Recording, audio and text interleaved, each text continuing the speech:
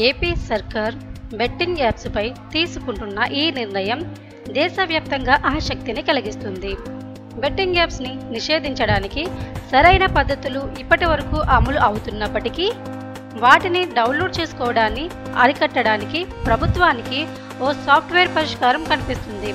అయితే ఐటీ శాఖ సాయంతో అభివృద్ధి చేయబోతున్న ఈ సాఫ్ట్వేర్ మొబైల్ ఫోన్ల సమాచారాన్ని సేకరించి బ్లాక్ చేసే విధానంలోకి కీలక పాత్ర పోషించనుంది.